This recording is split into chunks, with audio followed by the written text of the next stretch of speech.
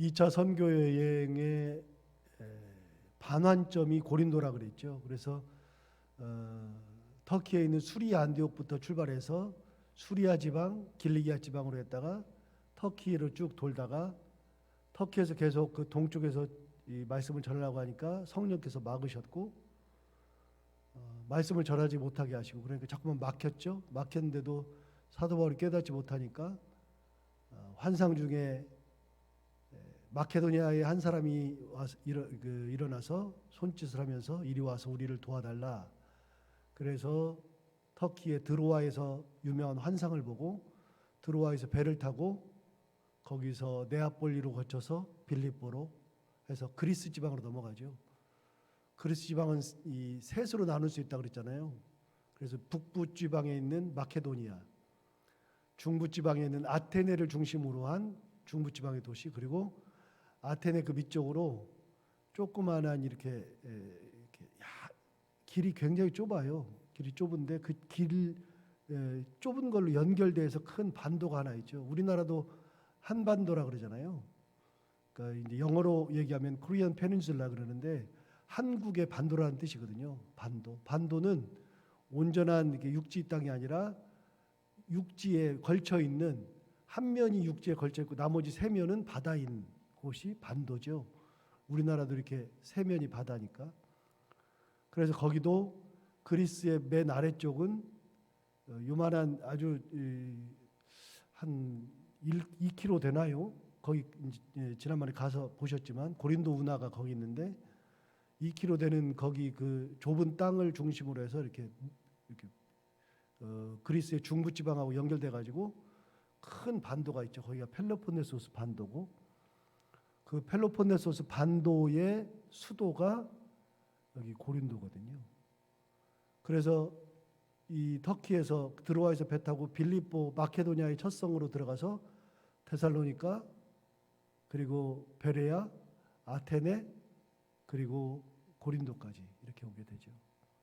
우리가 이제 성경 말고 역사적으로 봤을 때는 스파르타라는 얘기를 많이 들어봤는데, 스파르타, 아테네와 스파르타가 그리스의 패권, 그쪽에 패권을 놓고서 싸웠던 두 도시가 아테네와 스파르타인데, 아테네는 그리스 중부 지방의 최고의 도시고요. 스파르타는 이 펠로폰네소스 반도, 아테네가 있는 펠로폰네소스 반도에 있는 도시가 스파르타죠. 어쨌든 거기 그리스의 맨 아래 지역의 수도인 그 고린도까지 와가지고 이렇게 왔다가 여기 고린도에서 다시 반환을 해서 딱 돌아서 다시 원래대로 돌아가 가지고서 안디옥까지 돌아갑니다. 그런데 그 가는 게 2차 선교행의 끝이죠. 그래서 오늘 반환점이거든요. 거기가 반환점. 고린도에서 유명한 두 사람을 만났죠. 아굴라와 브리스길라, 혹은 아굴라와 브리스가. 성경은 사도행전하고 고린도 후서를 빼면 나머지는 다 여자 이름을 먼저 쓴다 그랬죠. 브리스가와 아굴라. 그래서 아주 중요한 두 사람을 만납니다. 여러분, 중요한 두 사람을 만나가지고 거기에 갔을 때 아굴라의 직업이 천막 만드는 사람이었기 때문에 생업이 같으므로 함께 거하면서 함께 살면서 일을 같이 했었다. 그래서 사도 바울이 아굴라랑 같이 삽니다. 지난번에 말씀드린 것처럼 사도 바울이 천막을 만드는 일을 원래부터 했던 사람이 아닙니다. 언제 했어요? 예수 믿고 나서.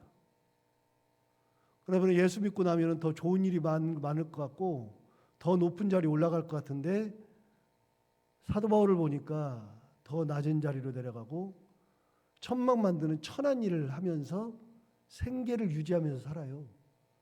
그래서 사도 바울은 스스로 고백할 때에 어떻게 고백했냐면, 나는 풍부에 처할 줄 알고 비천에 처할 줄도 안다. 그런 얘기를 한 적이 있어요. 그러니까 본인은 그렇게 사는 거예요. 실제로.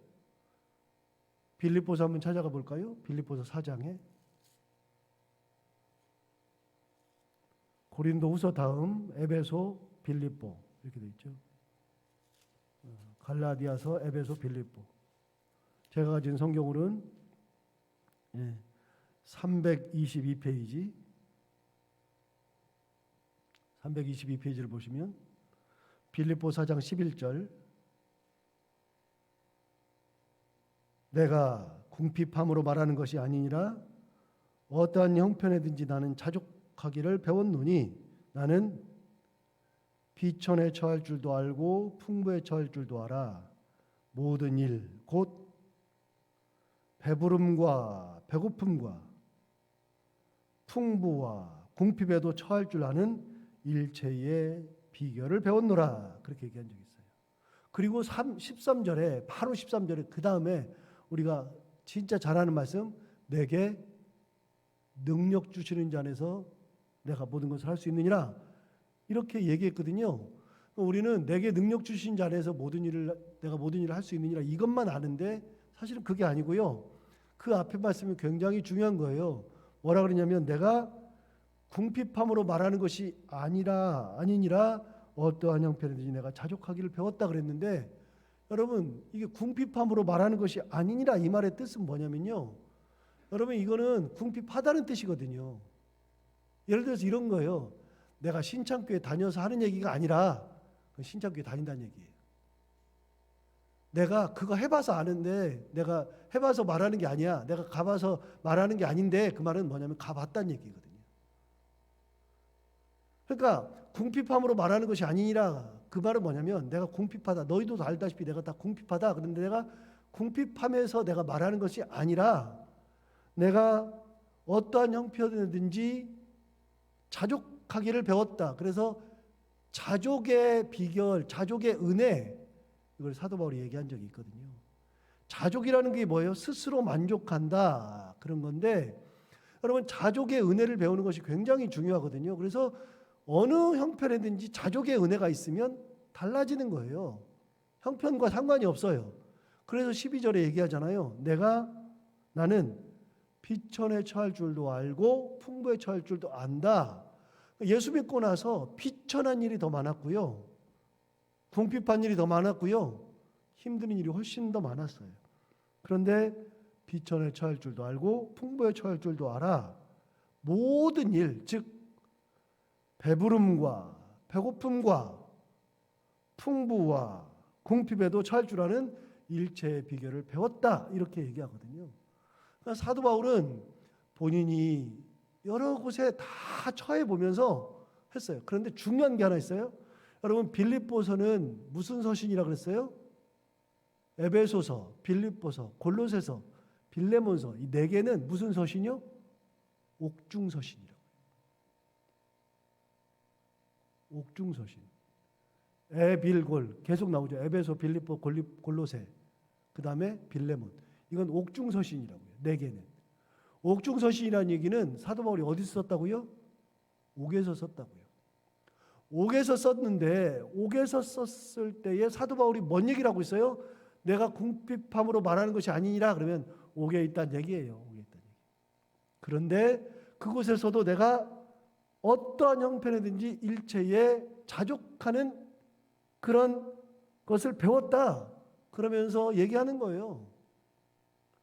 사도 바울은 예수 믿고 나서 감옥에 간 케이스고 예수 믿고 나서 생업위에서 거기서 천막 만드는 일을 하면서 낮아지고 천한 일 하면서 살았던 사람이고 그런 일을 하는데 거기에서도 어떤 은혜를 가지고 있었느냐 사도 바울은 자족의 은혜. 여러분 자족의 은혜가 있으면 괜찮아요. 하나님이 내게 은혜 주셔서 거기서도 만족하는 은혜. 예를 들어서 내가 뭘 하는데 그걸 하면서 만족해. 은혜가 너무 커서 나는 만족해. 오케이. 어떤 사람은 진짜 돈을 많이 버는 일을 해도 만족이 없어. 그런 사람은 아니에요. 여러분 누가 행복하다 그랬어요? 제가 그런 얘기 들었지만 여러분 전교 1등하는 애가 행복해요? 꼴등하는 애가 행복해요? 가끔 보면 꼴등하는 애가 행복해요. 얘는 성적에 신경을 안 써요. 꼴등에 자살하는 법이 없잖아요. 꼴등은 절대로 자살하는 법이 없어요. 누가 자살해요? 1등이 자살해요. 왜요? 만족이 없어요. 2등만 하면은 불안해 죽겠는데 꼴등은요 한 명만 뒤에 있어도 제가 그래서 고등학교 다닐 때 웃겼다니까요. 그 꼴등하는 애들끼리 서로 싸워. 나보다 뒤에 있네 그러면서 까고 웃으면서 웃기지도 않아요? 여러분, 그런데 그런 사람들은 등수 하나만 올라도 행복해. 꼴등하면 다음번에 내가 1등만 올라가도 되죠. 근데 1등하는 사람은 한 등만 떨어져도 자살해요. 만족감이 없어요. 여러분, 자족의 은혜는요, 형편과 아무런 상관이 없어요. 그래서 얘기했잖아요. 내가 어떠한 형편이든지 자족하기를 배웠다. 배고파도 자족의 은혜가 있으면 오케이. 풍부해, 내 배가 불러도 자족의 은혜가 있어야 오케이. 어떤 것은 상관이 없어요. 그래서 사람들은요, 좋은 것만 가지려고 그러는데 좋은 걸 가지려고 하는 게 아니라 중요한 게 있어요. 자족의 은혜를 가져야 돼요. 하나님 주시는 만족의 은혜. 그래서 그런 거 있을 때 별로 불편함이 없어요. 부족함이 없고 불평도 없어요. 사도 바울이 그랬어요. 감옥에 있는데 아무런 문제가 되지 않아요. 오늘 본문으로 돌아오면 마찬가지예요. 생업을 하면서 사도 바울이 이걸 언제나 배우기나 해봤어요. 그런데 예수 믿고 나서 배운 거예요. 선교하려고 배운 거예요. 그렇게 하면서 전도를 해요. 그러니까 사도 바울이 얼마나 대단해요.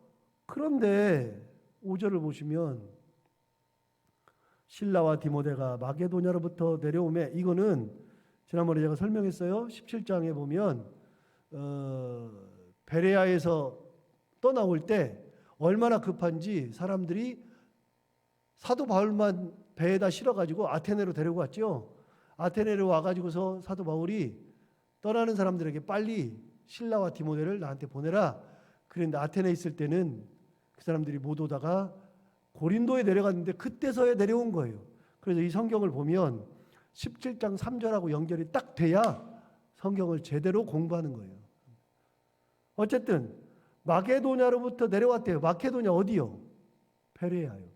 베레아. 마케도냐에서 내려왔어요.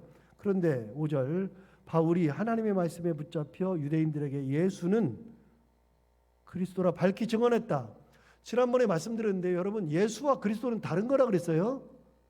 예수는 이름이에요. 유창원이라는 이름이고요. 그리스도는 목사라는 의미도 있고요. 그리스도는 구원자라는 거예요. 그래서 그냥 그분을 볼 때 우리의 구원자다. 이게 그리스도예요. 사람들이 그리스도가 나타났다. 그건 우리의 구원자가 나타났다. 그 얘기예요. 그래서 우리가 예수님을 그리스도라고 얘기하는데 예수 그리스도가 하나인 줄 아는데 그게 아니고요. 예수가 그리스도인 거예요. 유창호는 그리스도가 아니에요. 어느 누구도 그리스도가 아니에요. 누구만 그리스도예요? 예수가 그리스도예요. 그래서 예수님을 그리스도라고 얘기하는데 별로 지장이 없는데 그게 같은 게 아니에요. 예수가 이름이고 그리스도는 구원자라는 뜻이에요. 그래서 여기 뭐라 그래요? 5절 마지막에 하나님의 말씀에 붙잡혀 유대인들에게 뭘 증언했어요? 예수는 그리스도라 밝히 증언했다. 예수님이 구원자라고 밝히 증언했어요. 6절, 그들이 대적하여 비방하거늘 바울이 옷을 털면서 이르되 너희 피가 너희 머리로 돌아갈 것이요 나는 깨끗하니라. 이후에는 이방인에게 가리라 그랬어요. 비방하니까 옷을 털었어요. 털면서 너희 피가 너희로 돌아간다. 그러면서 나는 이제부터는 유대인들에게 말씀을 전하지 않는다. 그래 놓고서 나는 이후로는 이방인에게로 간다 그랬어요. 이게 제가 앞부분에서 얘기를 안 했는데, 설교 안 했는데 사실은요 13장에서 이런 말을 한 적이 있어요. 13장 한번 가볼까요?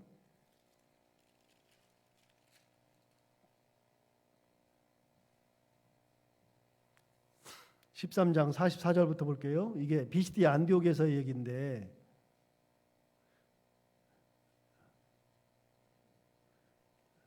참고로 여러분, 비시디아 안디옥에 있는 사람들은 진짜 악랄한 사람입니다. 악랄한 사람. 자, 44절 볼게요. 13절 44절부터.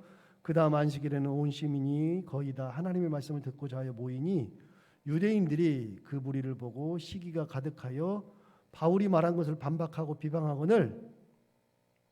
46절, 바울과 바나바가 담대히 말하 이르되 하나님의 말씀을 마땅히 먼저 너희에게 전한 것이로되 너희가 그것을 버리고 영생을 얻기에 합당하지 않은 자로 자처하기로 우리가 어디로 향한다고요? 이방인에게 향하노라. 이미 비시디아 안독에서 이런 말을 한 적이 있어요. 그래 놓고 사도 바울은 또 이방인에게 안 가고 이방인에게도 가지만 유대인에게 또 간 거예요. 또 가요.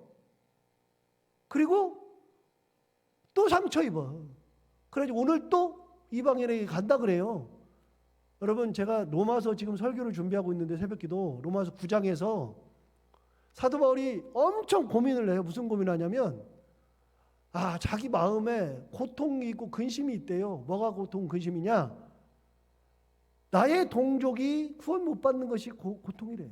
그래서 뭐라 그러냐면 내가 그리스도에게서 끊어질지라도 내 동족이 구원 받는 것을 원한다. 그렇게 로마서에서 이야기한 적이 있어요. 그러니까 사도 바울은요, 비방받으면 화가 나니까 내가 이방인에게 가. 그래 놓고서 또 그 유대인에게 또 돌아오고, 또 비방하니까 내가 이 이방인에게 갈 거야. 그래 놓고서 또 돌아오고, 로마서에서는 그들이 구원 못 받는 것 때문에 굉장히 괴로워하면서 차라리 내가 그리스도한테 끊어져도 내 동족이 구원받았으면 좋겠다라고 이야기한 적이 있어요. 그러니까 사도 바울은요, 마음이 왔다 갔다요. 이걸 보면 이거 그래 이거 버려 말아 맨날 그러고서 같은 동족 유대인들 이방인에게 갈 거야 그래 놓고서 또 돌아오고 또 돌아오고. 사도 바울이요 굉장히 복잡해요. 삶이 얼마나 힘든지 몰라요. 그래서 오늘 본문에서도 그래요. 내가 이후에는 이방인에게 갈 거야.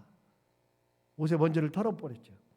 7절 거기서 옮겨 하나님을 경외하는 디도 유스도라 하는 사람의 집에 들어가니 그 집은 회당 옆이라. 그래서 회당에 들어가서 말씀을 전하다가 거기서 중요한 사람을 한 명 얻은 거예요. 디도 유스도라고 하는 사람을 열매로 얻은 거예요. 전도 열매로. 그래서 그 집에 갔는데 그 집이 회당 바로 옆에 있어요. 그러니까 그 사람이 회당에 왔다가 사도 바울을 통해서 은혜를 받은 거죠. 그래서 그 사람이 예수를 믿는 사람이 되니까 그 집에 가가지고서 거기에서 같이 있어요. 그러다 보니까 8절 또 회당장. 자, 회당에서 유대인들이 비방했는데 여기 보면 회당장 그리스보가, 그리스보는 뭐 하는 사람이라고요? 회당장이에요. 회당장. 복음서에 회당장 중에 유명한 사람 한 명 있거든요. 회당장 누구의 딸? 야이로. 회당장 야이로의 딸. 그 회당장 야이로가 있듯이 여기서는 고린도 교회에서는요. 고린도에서는 회당장 그리스보라는 사람이 있어요. 그 회당장 그리스보가 온 집안과 더불어 주를 믿으며 수많은 고린도 사람도 듣고 믿어 세례를 받더라. 여러분, 핍박을 엄청 받지만 중요한 게 있어요. 하나님께서 곳곳에 열매를 다 가지고 계시는 거예요. 여러분, 내가 핍박받았으니까 난 끝이야가 아니라, 여러분, 우리는 핍박을 받든 어쨌든 하나님의 말씀을 전하면 돼요. 항상 말씀드리지만 복음의 열매는 내가 거두는 게 아니라 하나님께서 거두시는 거예요. 나는 뭐 하는 존재예요? 씨 뿌리는 존재. 은혜 가운데 씨 뿌리고 말씀대로 살고, 그러면 복음의 열매는 하나님께서 거두시는 거예요. 이 많은 사람들이 예수를 믿었죠. 그래도 사도 바울은 굉장히 마음이 아파요. 야, 이거 어떡하지? 그럴 때 9절 밤에 주께서 환상 가운데 바울에게 말씀하시되. 자, 환상을 봤어요. 주께서 환상 가운데 바울에게 말씀하시되 이렇게 말씀하셨어요. 두려워하지 말며 침묵하지 말고 말하라. 내가 너와 함께 있음에 어떤 사람도 너를 대적하여 해롭게 할 자가 없을 것이니 이는 이 성중에 내 백성이 많음이라 하시더라. 그래서 세 개 얘기한 거예요. 세 개. 첫 번째, 두려워하지 말라. 환상 중에 하나님의 말씀이 두려워하지 말아라. 두 번째, 침묵하지 말고 말하여라. 세 번째, 내가 너와 함께 있으니까 어떤 사람도 너를 해롭게 할 자가, 너를 대적하여 해롭게 할 자가 없을 거다. 세 가지 말씀하신 거예요. 여러분, 결정적으로 세 번째가 중요한데, 내가 너와 함께 있다. 환상 중에 주께서 하시는 말씀 중에 핵심이 뭐냐면 내가 너와 함께 있다. 이게 왜 중요해요? 여러분, 우리가 혼자일 때에는 감당이 안 돼요. 그런데 하나님께서 나와 함께 계시면 되는 거예요. 시편 23편에 다윗이 노래하기를 여호와는 나의 목자시니 내가 부족함이 없으리로다. 그가 나를 푸른 풀밭에 누이시며 쉴 만한 물가로 인도하시는도다. 다 아는 말씀이죠. 그리고서 뭐라 그랬어요? 내 영혼을 소생시키시고 자기 이름을 위하여 의의 길로 인도하시는도다. 그래놓고 4절에 중요한 말을 했어요. 내가 사망의 음침한 골짜기로 다닐지라도 해를 두려워하지 않을 것은 주께서 나와 함께 하심이라. 시편 23편 이 노래는 시편 전체 중에서 가장 아름다운 목가시라 그랬어요. 목가시. 초원에 양들과 함께 뛰어노는 듯한 상상을 하면 딱 맞는 시, 진짜 예쁜 시, 목가시. 그런데 이 시를 언제 지었냐면, 이 목가시를 언제 지었냐면 사울 왕에게 쫓겨서 미친 척하고 다닐 때 15년 동안 고난 행군할 때 그때 지은 시가 시편 23편이라고요. 먹을 거 없고 괴로움이 많고 3,000명에게 쫓기고 그럴 때 지은 시가 시편 23편이에요. 그런데 그렇게 도망 다닐 때 목숨이 위태위태할 때 지은 시가 가장 아름다운 시가 된 이유는요, 하나님께서 나와 함께 하심이라는 확신이 있기 때문에 그런 거예요. 하나님이 나와 함께 하시니까 내가 부족함이 없다는 확신이 있을 때, 내가 사망의 음침한 골짜기로 다닐지라도 해를 두려워하지 않을 것은 주께서 나와 함께 하심이라. 그 말은 뭐예요? 아까도 얘기했어요. 내가 궁핍함으로 말하는 것이 아니니라. 그 말은 뭐라고요? 궁핍하다는 뜻이라 그랬죠. 다윗도 똑같아요. 내가 사망의 음침한 골짜기로 다닐지라도 해를 두려워하지 않을 것은, 그 말은 뭐예요? 내가 지금 어디에 있다고요? 사망의 음침한 골짜기에 있다, 그 말이에요. 그런데 그런 곳에서도 해를 두려워하지 않는 것은 주께서 나와 함께 하십니다. 주의 막대기와 지팡이가 나를 안위하시나이다. 함께 하심의 은혜.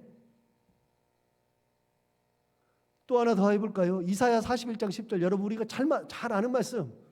이사야 41장 10절 말씀은 너무나도 잘 아는 말씀인데, 두려워하지 말라. 뭐라고 돼 있어요? 그 다음에 내가 너와 함께 함이라. 이사야 41장 10절 말씀이에요. 두려워하지 말라. 내가 너와 함께 함이라. 놀라지 말라. 나는 내 하나님이 됨이라. 내가 너를 굳세게 하리라. 참으로 나를 도와주리라. 참으로 나의 의로운 오른손으로 너를 붙들리라. 여러분, 뭐라 그랬어요? 두려워하지 말라. 두려워할 필요가 없다. 왜요? 내가 너와 함께 함이라. 여러분, 오늘 본문을 보세요. 9절 10절. 밤에 주께서 환상 가운데 바울에게 말씀하시되 두려워하지 말며 침묵하지 말고 말하라. 내가 너와 함께 있음에 어떤 사람도 너를 대적하여 해롭게 할 자가 없을 것이다. 여러분, 이 환상을 봤다는 것은 뭐예요? 두려움 중에 있다는 뜻이에요. 누군가 나를 죽일 것 같은 두려움이 있을 수 있다는 거예요. 보세요. 유대인들이 비방하고 막 그랬잖아요. 엄청 그렇죠. 그런 상황에서 이 환상을 보는 거예요. 여러분, 하나님의 은혜 중에 가장 큰 은혜는요, 함께 하심의 은혜예요.